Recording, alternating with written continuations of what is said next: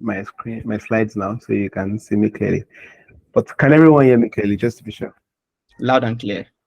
All right, good. All right, good. So I've actually followed the two previous sessions. I really enjoyed them, especially the one for, I'm guessing that would be 10 a.m. or 11 a.m. Sorry, the one for 11 a.m. I followed through our slides thoroughly, but during this like last session, I was preparing my slides, so I couldn't follow through. So give me a second. Let me share my slides here. All right.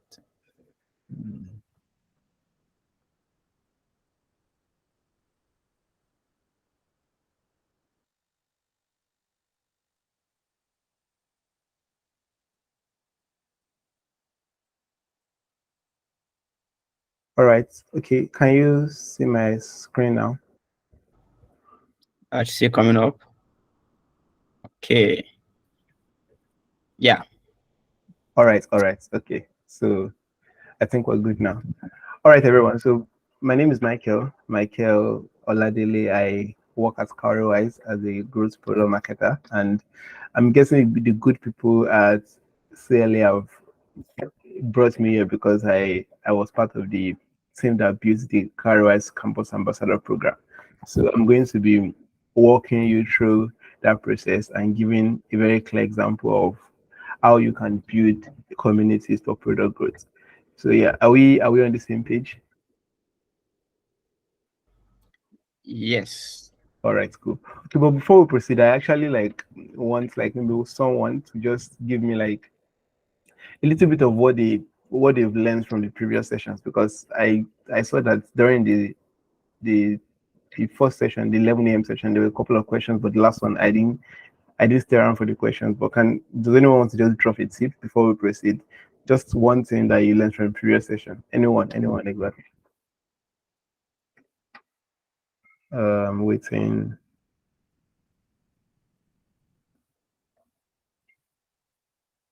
Oh, hi, Jeffrey. You're raising up your hand. Yeah, hi everyone. I'm Geoffrey Govi from Togo. And for the last session, I was a little bit late, but I learned something like when we want to make grow our engagement with our community, we need to measure our statistic, like see if even what we are posting or what we are sharing with our community is a good thing, like the content is makes engagements or not, and see which content they liked more, and how can we improve that content sharing, or how can we make more engagement with the community, with our community, and be like smooth with the community and grow with the community. So we can use like LinkedIn and share content, or see Mm, impression statistic reaction, or even we can use our like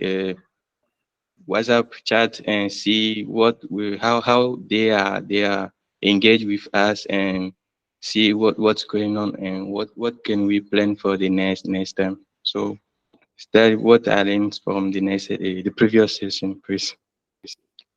mm. Thank you very much for that. That was very insightful. So I think I'll go back to sharing my screen. I'm having some difficulty here, so you might have to give me a few seconds to figure that out. All right. Mm.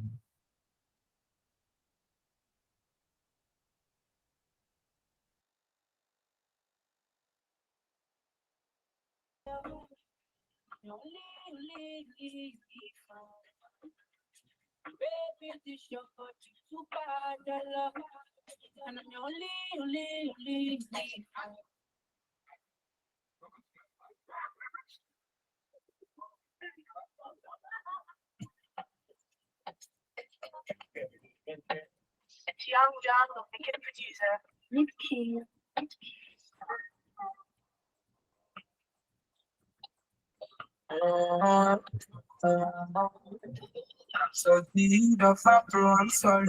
If no money don't come, it's been a long way coming. For me, sense if you don't know this journey, I did not promise money. but man got no one. Like yesterday, Mama tell me kawaii so. Anytime I fall I rise up. She said no be good look or stature.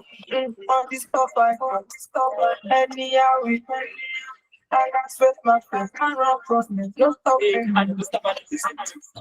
It's never gonna die. All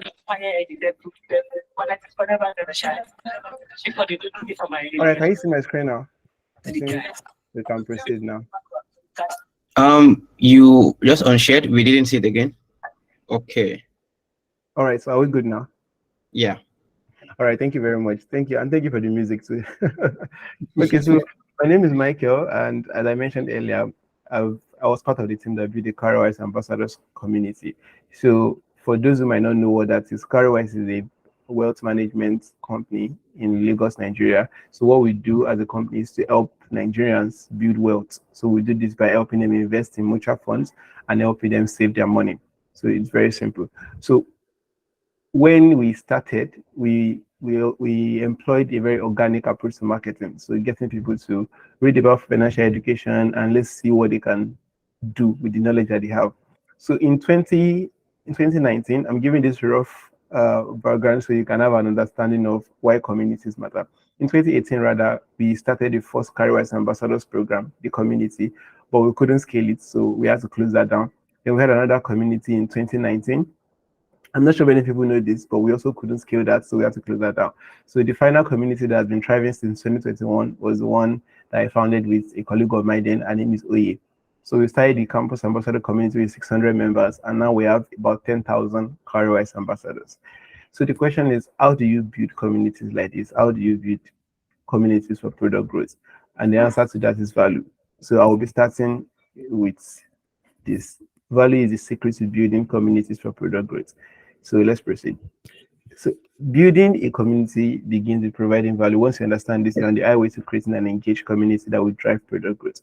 So what do I mean by this? When people, let's say you're a community manager, I'm guessing everyone is either a community manager or you're into growth or marketing and you want to know how to build communities. So if I'm wrong, please correct me.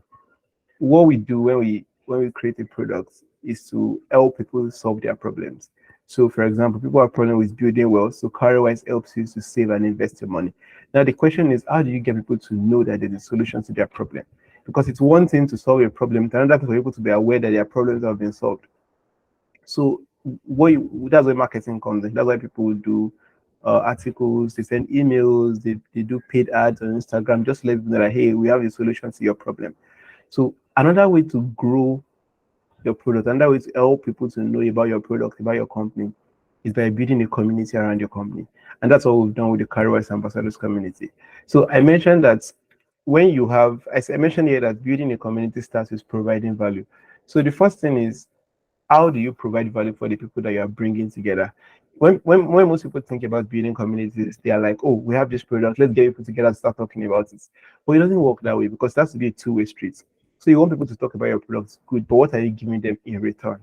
So that's where the value comes in. There's an exchange that has to happen. So you give people something, and then in exchange, they are going to talk about the program. So for example, when we were taking the breaks between the two sessions, the person that was handling this, I think Mr. Ayodele, kept on mentioning that we should retweet, we should share on Twitter.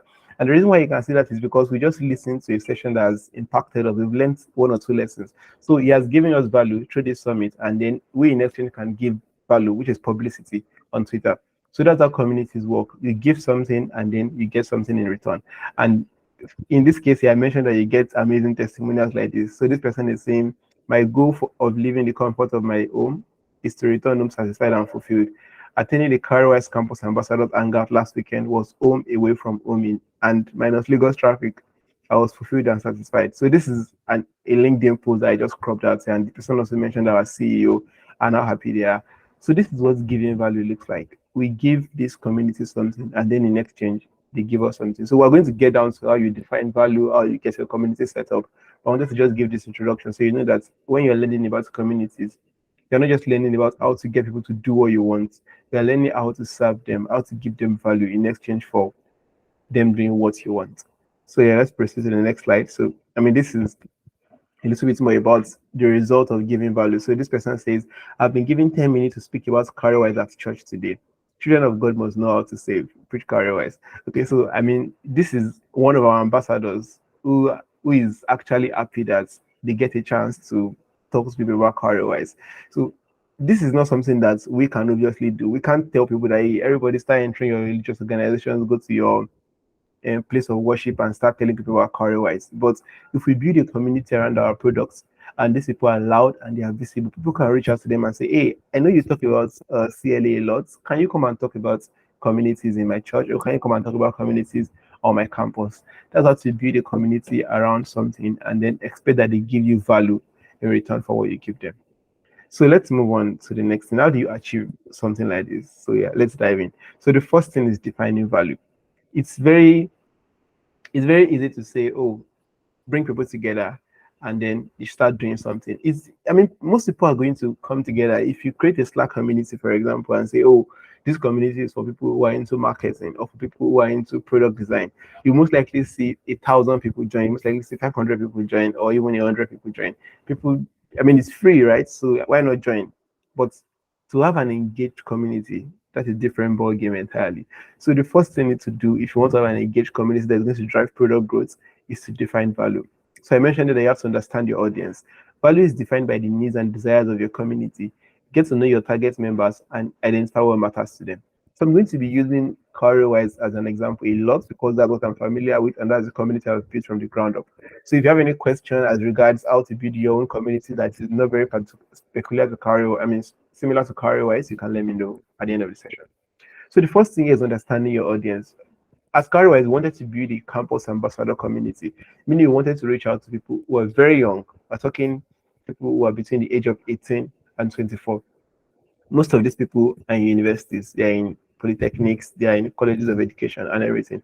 So the best way to reach out to them is to create a community for students and then welcome them into that community. So the first thing was to understand our target members. And these are students, these are young people who are currently students studying in whatever kind of institution. So that's the first thing, understanding your audience and then prioritizing value. So the next thing is now you've gathered a bunch of students together. What matters to students? What is valuable to students? How do students define value? What unique value can your community offer its members? Make sure to prioritize value in your community building efforts. So the bulk of community building is about asking questions that, oh, what do you guys want for this community? What do you guys want to learn? How do you guys learn? What do you think we can give you in return for this that we are requesting from you? So prioritizing value means putting their needs first above yours, putting the needs of your community first above yours. And that's what we've done with the Career Ambassadors community. And then lastly is bringing this value to life. So it's easy to say, oh, we've given you guys value, so you guys should now go about and talk about the products. Let's say we have a product that helps people to clean their homes, maybe an AI, a robot that helps people to clean their homes. And now someone has hired this product, they've made use of it and they're enjoying this. Like we don't see anything about it. It's our responsibility to bring that value to life. So I mentioned that you have to use real life examples and experience to bring the value of your product to life within and outside of your community. So when people join a community, let's say there's a community for community leaders or marketers, and today's Monday I just joined the community and they are sending updates, this and that. I've not yet gotten the value. I don't understand what the value is. Maybe they are sending articles, YouTube videos. All these are very good. These resources are going to help me be a better marketer. But I want to see someone that joined this community when they didn't know anything and now they are very good and now they're working at a top firm as a marketer. So it is the responsibility of the community leaders to bring the value that they are giving the community members to life. And this is where the last thing comes in, bringing value to life. And this is an example of what value looks like. So you can read through this. On International Women's Day, we gathered our ambassadors together, the entire community, and we asked them that, oh, who's willing to join a webinar where just us community members talk about International Women's Day. And for this to happen, we didn't just bring some popular figure from Twitter to talk to them about International Women's Day. We picked 4 ambassadors, 4 members of the community to talk to the community about International Women's Day. So this is value for students. For people, if you're building a community of product designers or community of maybe retirees, this might not be valuable, might not be valuable to them. For students who are just coming trying to figure out their career, getting a chance to speak to a community of 3,000 people, because we're 3,000 at the time, to speak to them about their ideas, getting to document this and put it on LinkedIn, that's value to them. And as you can see, this is a LinkedIn post from one of our ambassadors who is a community lead at Covenant University. So she says, Happy International Women's Day. I'll be sharing my thoughts about this year's team with the amazing career ambassadors. The link to register, see you there. This is what value looks like for a student who is trying to build a career in content marketing. If you can see her, she mentioned that she's an actor trying to build a career in marketing and communications. So for someone who's trying to be an actor and to build a career in marketing and communications, the chance to speak to 3,000 ambassadors on International Women's Day is definitely valuable to her. So the question you need to start asking yourself now as we proceed is, I'm trying to build a community well and good, but what would people want when they come to this community? What is value for my community members? How do I define value for my community members? And then moving on, this is also what value looks like. So at Cowrywise, we don't just do events for our community. One of the things we also do is to connect them with career opportunities. So we connect them to job opportunities, internship opportunities. But above this, we also take in 2 interns every month to intern at Cowrywise. Now, this may not be applicable to wherever you're working, or to the kind of community you're trying to build. You're trying to build an independent community, independent of any company. So you can't obviously be recruiting them and be paying them your salary yourself. You have to think of how you can also be impactful to these people. Because if you gather 10,000 people together, or even a community of 50 or a community of 200 people, they want to know how they're going to benefit from the community. So while you're thinking about what your community can do for you, you should also think about what you can do for your community. That's the first step to figuring out how to build an engaged community that will drive product growth. So before we proceed there, I want to just ask like a question. I want maybe two people to answer. Just think of any kind of product that you're trying to build, anything or any kind of maybe where you're working presently and you want to build a community around that. What do you think value would be for those people? So I want anyone to answer me who is available to answer. Let's say you're trying to build a product, or you currently work in a company. What would value look like for your community members? If you are trying to build a community for your product. So please raise up your hand before we proceed. Anyone? Oh, am I allowed to call names? So we can have an engaged community. Mr. Ayodele, am I allowed to call names? Yeah, sure, you can. Oh, good. Let me just that way. scroll through here. Okay, so hello, Fatima Al Azan. Are you there? Yes, I can hear you. I didn't get your question. All right, but can you hear me clearly? Yes, I can hear you. All right, good. So I'm saying, let's say you're working as a community manager at a company and you're about to build a community for your products, for your company. Just pick your company in mind, pick your product, and tell us what do you think value would look like for your community members.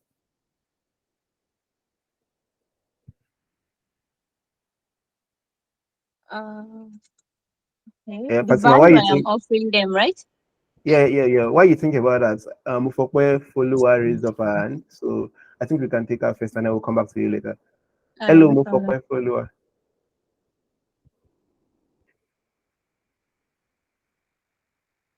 Hi, Mufokwe, are you there? Can you hear me now? I can hear you now. Hello. Okay. So we did something in school recently, and basically the app was first linked, basically linking students, entrepreneurs to investors. So definitely the value we're going to add into students, first of all, like mentorship for them to start their business and funding, basically. I'm coming, please. Yeah, so that's value we're going to offer today. Then investors, definitely opportunity to increase their portfolios because they'll be investing in profitable businesses. Thank you. Thank you very much. Thank you very much. That's very concise. Okay. Hi, Fatima. Yeah, I'm back. There's actually a community I help and manage. I'm a volunteer with them. So I think one of the values that we provide in that community is actually make our community members actually have easy access to job opportunities, irrespective of the field you're coming from. It could be in tech, management, and all. So I think that also counts as something. Yeah, it does. It does actually. Thank you very much. It does. I think the most important thing now, since I think we all get the idea of creating value, the most important thing is to bring that value to life. As I mentioned earlier, bringing the value to life, helping people to remember that, oh, these people actually, okay, so I said, yeah, bringing value to life, use real life experiences to remind people of the value they are getting from this community. It's very possible that some might join the community in January and they've not really gotten anything by March, and they are considering then to leave this community. What's it with this Discord channel, this Slack? Can I just get out? And then you can just share a testimonial of someone who joined maybe a year ago or 3 months ago and is now doing very well thanks to the community. Reminding them of the value that you are offering them is the best way to keep them engaged and to keep them coming back, because you're not just lying, you are giving them real life examples to show that if they can be patient and they can do what you ask them to do, they're going to get the expected rewards. So let's move on. So let's say you're starting from the scratch. You want to build a community based on value. So the first thing is to define your community goals. What do you want to achieve with this community? So we're building a community of investors. Do we want to educate them? Do you want to get them to invest more? Do you want to get them to make noise on social media about our products? Once you define the goals of the community, then you can create the channel. Are we putting them on WhatsApp? Are we putting them on Telegram? Are we putting them on Slack? Are we going to Discord? Depending on how big your community is, how educated they are. Let's say, for example, you're building a community for retirees or people with diabetes. People with diabetes are most likely in the higher age brackets. I mean, there are young people with diabetes, but then if you take a sample, the larger proportion will be from the higher age bracket. So if you're building a community for these people, let me ask a very tricky question. What platform would you use? Would you use Slack or Telegram or WhatsApp or Facebook or Twitter? Let's say you're building a community for retirees. What platform would you use? Let me call someone here. Okay, so Precious is WhatsApp. Nora and Yasudo, I'm guessing I messed that name up. Okay, Deborah says Facebook. Nora, if you can listen to us, can you just give us an answer? Okay, WhatsApp. Would Hi, use Nora. WhatsApp and Facebook. Good afternoon. Hi, Michael. Okay, so you would do WhatsApp and Facebook. All right, good. All right, good. Geoffrey, what would you use?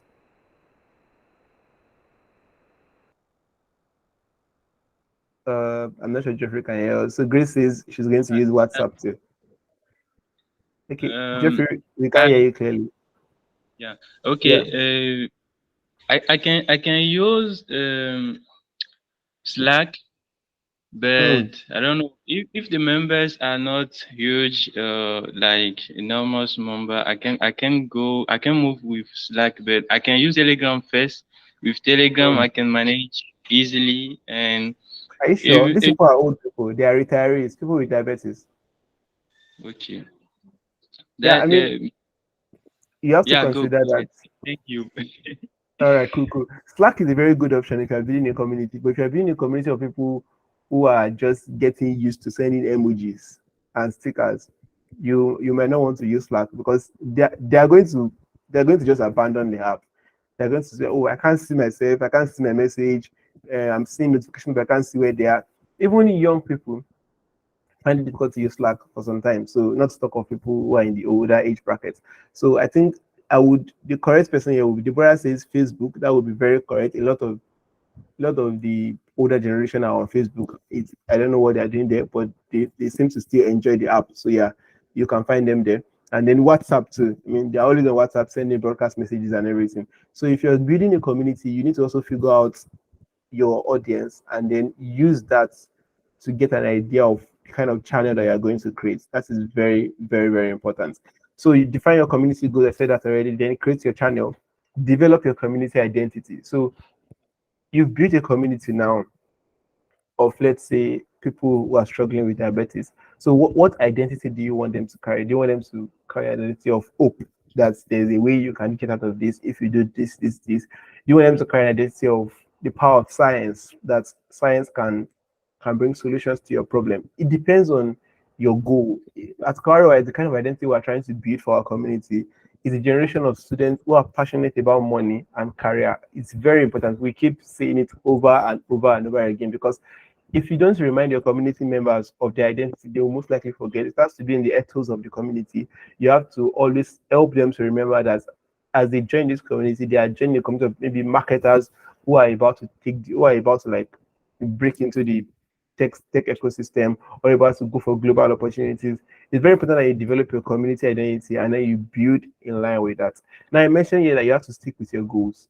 As the community expands, it's very possible that people get distracted and you're like, I mean, where did this start from? What did you say we're going to do again? I can't remember. It's very important that you stick with your goals. Don't let your eye out of don't let it out of your sight at all. And then you have to educate your community members on your goals. If they don't know what it is that they are trying to achieve with you, they'll just go about doing their own thing. And you just think this is not the plan for this community, but they don't even know, they have no idea what the plans are. So as people keep joining the community, people join in January, and whether people join in March, you have to remind them that this is what we're doing in this community. If you're not here for this, you can leave.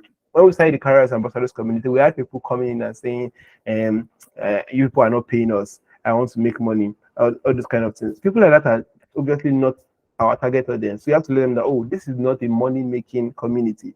If you're interested in making money, stick around, learn a skill, get a job, and then you can make money. So you have to educate members about the goal of the community so they know what they're getting into.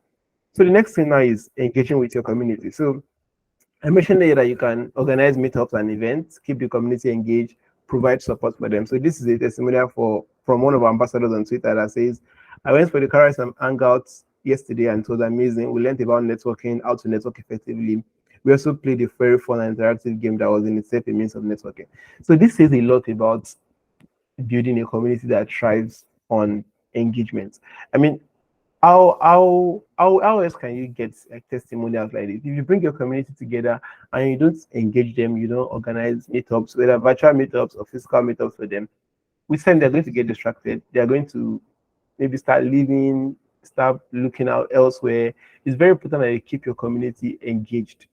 Organize meetups for them, organize events. I can't stress that enough. I don't even have to go deep because this is an example of a meetup or an event that is keeping the community engaged. And lastly, I mentioned that you have to provide support for them. So support looks like what I mentioned earlier about the internship program. Support looks like this. Looks like this. Support looks like this too. All right, so let's proceed now. So you should also encourage and promote social sharing, decentralized power and prune the garden. So I'll explain what I mean here. So social sharing here means when people talk about the community, more people get to join. So let's say if you go to Twitter now and you search for the Careers Campus Ambassador or Careers Ambassador, you'll see a lot of tweets. If you go to LinkedIn, you see a lot of posts about people talking about the community, how proud they are of the community, how happy they are that they are part of the community. We encourage this when we manage the community. We tell them that, hey guys, you guys should share your happy moments, share your pictures. We take pictures of them, we send the pictures to them, we edit it for them. So they are interested in sharing and telling people about the community. So if you're building a community, you have to learn how to promote social sharing. So let's say our community is a group of people who are struggling with diabetes. How do you promote social sharing? I mean, these guys are always sending broadcast messages. Create a broadcast message for them, send it to them, tell them to send it to 7 people and they'll be blessed or whatever. And let's see where they will go from there. So that's the first thing. Then this other thing is to decentralize power. So as time goes on, you need to begin to empower your community members. So instead of holding a strong hand on the community and saying, oh, I'm the leader, I'm the one controlling everything, you need to give people power. You need to say, oh, we're organizing a meetup in Lagos, but I want you to handle it. I think you're a community member, but I want you to handle it. I want you to handle the logistics. I want you to handle the cost. I want you to handle the photography. I want you to handle the food. It's very important that you begin to decentralize power. So they begin to feel like they are part of the community. They're not just members now. They are part of the community. They belong. It's not just one of the groups that they are in, not just one of the Slack channels, not just one of the WhatsApp groups. They are now part of the success of the community. It gives a sense of commitment. It encourages them to do better and to tell more people about the community. And lastly, you have to prune the garden. So here, I mean, if you have people, you have a community of 1,000 people, there's a very high chance that maybe around 200 or 300 of them will not be serious. They will just be ghost members. You need to remove ghost members. It might sound like a bad idea that why are you removing people, but if you don't remove ghost members, they're going to corrupt other kind of members. You need to create a community that has the identity that we are here to achieve something together. You know, I mentioned earlier about your community's identity. If people don't know what's going on and they're like, why are there 500 people, but 200 of them are not seeing anything? It gets to the point where they begin to like, oh, maybe people are not serious here, maybe nothing is happening here, and then they begin to exit one by one. Before you need, you have your community is dead. So you need to prune the garden. If there's someone misbehaving, someone messing up, someone who is very unserious, after one or two warnings, you can tell them that, oh, no hard feelings, but we need to remove you simply because we're trying to build something, we're trying to grow here. You're not growing with us, and we don't want it to hold us back. So yeah, prune the garden. So about social sharing, look at this. Somebody sends a message on WhatsApp and says, "Great job, CarryWise posts all over LinkedIn. The ambassadors are really glad about their roles and the personalized note and souvenirs, the brilliant gesture." So this is what social sharing looks like. Ambassadors, community members go about talking about the product, talking about the company, and other people that are not even in the community, they'll be like, "Oh my God, I saw that post. CarryWise is doing very well. They are doing great and everything." This is how to build an engaged community around your products. So the last thing here is measuring success. So let's say you've built your community now. How do you measure success? So this is, I'm not going to deal so much on this because this is going to be personal for everyone. I'm always going to give you pointers on how to determine what success looks like. So the first thing is to select your metrics. Determine which metrics that are most important for measuring community success. Consider member engagement, lead generation, and user satisfaction. So if you're building a community of product designers, what is success like? Is it how engaged the community members are? Is it how many of them get to use maybe a product that you're leading them to? Or is it how many of them get a job, which is under user satisfaction? At the end of maybe 3 months, at the end of 6 months, it's very important that you put metrics so that you don't just come in and share content to your communities every day, but you also find a way to measure what success looks like for your community. And then you track progress. So using various tools to monitor progress towards your goals, depending on what you're measuring. If you're measuring maybe the how much money your community is maybe saving or investing, or how much money your community, how much engagement they are using. You can check Slack Analytics. If you're measuring maybe the money, you can check Metabase. Various tools, depending on what you want to track exactly. And then as you do those two things, you can adjust your strategy. Use data and feedback to identify areas that need improvements and adjust the strategies to better meet the needs of your community. So let's say you've planned something great, awesome. You've set the metrics, you've tracked the progress. Get feedback from your community members. 3 months after building the community, what do you guys think? Do you guys like this? What do you guys eat? What do you guys want us to remove? Then use that to build better for your community members. Remember that the secret to building an engaged community is giving value. So the last thing here now, before we go to questions, is the common challenges that people might have in building communities. And the first thing is scaling. So you started with like 200 people now, and people are all over Twitter talking about your community. You want to increase to 20,000 people. My advice is to scale little by little, incrementally. So instead of scaling from 200 to 20,000, how about you scale from 200 to 500, 500 to 1,000, 1,000 to 1,005, 1,005 to 2,000, 2,000 to 5,000, 5,000 to 7,000, 7,000 to 10,000, then 10,000 to 20,000. It might look like a long journey, but it helps you to grow accordingly. Because how do you manage a community of 200 that is now going to 3,000 or is now going to 20,000? It's very difficult. And sometimes when you bring in a lot of new people, the old guys just leave the community because they're like, "Oh, this community doesn't serve me anymore. I need to leave." So the other thing is when you receive negative feedback, sadly, you're going to receive negative feedback if you're building a community, especially if your community is succeeding. People are going to say bad things. I mean, all over this slide, you've seen the good things about the community. There are also bad things that I'm not going to share with you, obviously. But you have to just like suck it up and also learn that you can take lessons from feedback. That's necessarily taking the feedback. So for example, if someone says, "Oh, this community is just terrible, they don't even share food." So the lesson now is let's share snacks next time. But you don't need to take the fact that they say that the community is terrible because your community is not terrible just because you don't share food.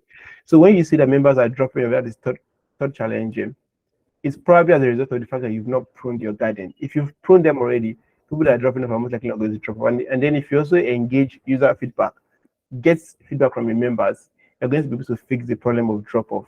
And lastly, you need to come to terms with the fact that some people are going to drop off. People try things out. They join the community of product designers. So they're like, "Let's see what's going on here." And then after like 3 months, they don't even know how to use Figma anymore. They drop off. It's not your fault. It's not your responsibility. It's just life. That happens a lot of times. And then when you begin to say that you have a lack of direction, maybe your community has achieved the purpose that it was meant to achieve. Let's say your community was meant to help you build publicity for your product. Now your product is popular and you don't need the community anymore. Instead of getting to the point where everything just dies out quietly, you can bring the community to a close. That's why I put it, is it time to close the community? You can bring your people together, organize a send forth party, thank them for their services, let everybody know that you've done this, outline your achievements, and close the community. It's better to leave when the applause is loud than for you to let the community die while you're still holding on to her. So this is the last thing I'm going to say. I hope I've been able to like compress all this. Time is really short and I don't want to take more of our time. Thank you very much, everyone. I'm really grateful for the opportunity, and you guys are very engaging. I really like the comments and the input that you put in. So does anyone have any question for me before I call it a day? There's a lot of clap and confetti. Thank you. So any question? Anyone? Okay, so I'm guessing there is none. Oh, can you get my slides? Okay, yes, you can. I'm actually going to develop this slide into a much longer article for LinkedIn where I share content about marketing, about community, about growth. So if you are interested in actually knowing, because this slide may not give you the details of everything I just said now, but yes, you can definitely get the slides. So if you want to connect with me on socials, I'm going to share my screen now. I think I put a little bit of that. I learned that from the first person that presented. All right, so I'm on Twitter. My Twitter handle is @Michael_Inyoluwa, and on LinkedIn, you can see it's rather long, but you can search for my name, Michael Inyoluwa, Michael Oladele, on LinkedIn, and you're going to find my name there. I work at Cowrywise as a close product marketer, and before then, I was community manager also at Cowrywise. So you can follow me on Twitter. You can also follow me on LinkedIn. I'm going to make this into an article, a very long LinkedIn article where I'm going to talk about how communities can help companies drive growth. And I'm going to put in these examples here. And so if you need these slides, it's going to be at the end of that article. So you can just download the slides or you can just read the article. And then I'm going to send that across to Timothy after the session or whenever the article is ready. So you can share with the community members or anybody that attended there if they are interested in that. So thank you very much, everyone. How do you manage a community that has a lot of segments? Nora, okay, let me answer this in one sentence. The answer to that is what I mentioned when I said you have to decentralize power. So when there's a lot of segments, so from experience now, the Cowrywise Ambassadors community has like 90 segments, like 90 different schools. I don't even know, some of them I don't even know what's happening in some particular segments because I can't keep up. So that's why you have to decentralize power. Give people work to do, delegate. Say, oh, it's a community of people, the CLA Summit now. Okay, Nora, how about you undo the speakers? Fatima, how about you undo this? So everyone has a segment of the community that they are handling, and then you are going to just be getting feedback and be checking in with them once in a while. So yeah, I hope that answers your question, Nora. Okay, so Mr. Ayodele, is this where I call it a day? Awesome. I really wish this doesn't have because I'm enjoying the presentation. Thank you so much because it's really engaging. Because one thing I actually learn and like doing is using what I do on myself as an example. And I've also seen that you also do the same because you use your work as an example, and it's not like an example that is abstract, but a working example that is like a work in motion, in progress, and that has a future that we all can see and can also learn from. So it's something really amazing, and I'm sure that community managers here have been able to learn a lot of things about handling communities, bringing value to them, and engaging their community members. Because to sustain a community, you have to provide value. It is the value that you bring that will make people to stay and keep engaging with you. So thank you so much, everyone. We really appreciate your patience with us since yesterday till now. And I'm sure you all enjoyed the session and all our amazing speakers. We really appreciate. So I would like to take a selfie, but we are all remote. So kindly take a screenshot on your screen and make a tweet on Twitter, tag us, Community Leads Africa, and we'll be sure to retweet all your tweets. So thank you, everyone, and do enjoy the rest of your day. So let's take our conversation back to our group. And at the same time, don't forget to reach out to our speaker, connect, and be sure to also ask them relevant questions, and just don't stop at I.